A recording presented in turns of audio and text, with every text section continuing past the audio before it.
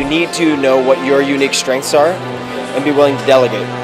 So I would say that the question of whether you should take a skill, learn it yourself, delegate it to someone else, or hire a new team member are determined by having a very accurate self-assessment and assessment of your team's skills. Not only what you can do, but what you should be doing. That's very important. So if you're a startup CEO or founder and you have a team of, say, 2 to 10 people, as soon as you have funds to hire, you should not be focused on the things that you are bad at. Sounds very, very intuitive, but it's not, because you might have enough time to do those things, but the question is, do you have the attention to dedicate to those things so they're not an interruption? Especially if you're a venture-backed startup and you're competing against other companies that also have a lot of funding, the game and the race goes to the swift. So you have to have a lot of velocity.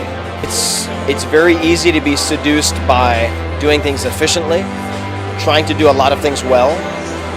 I don't believe that's the most important thing. The most important thing is picking the right things to do in the first place, and that's being effective versus just being efficient. So within a startup, it's success, I don't think, is measured by how many things you can do at once. It's measured by how effectively you're able to pick the 1 or 2 things that are the highest priority.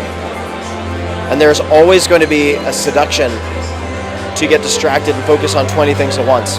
And the most effective entrepreneurs I know are very good at focusing on 1 or 2 things and either eliminating the rest or delegating to other people or outsourcing it. So it's not done within the team, but it's actually to third parties. Optimism has a place, but I think even more so for the first-time entrepreneur, you need to be pragmatically pessimistic. What I mean by that is you need to define all of the worst-case scenarios in terms of financial loss, time loss, etc. Look at what you will learn if that happens and accept and come to terms with that before you ever start.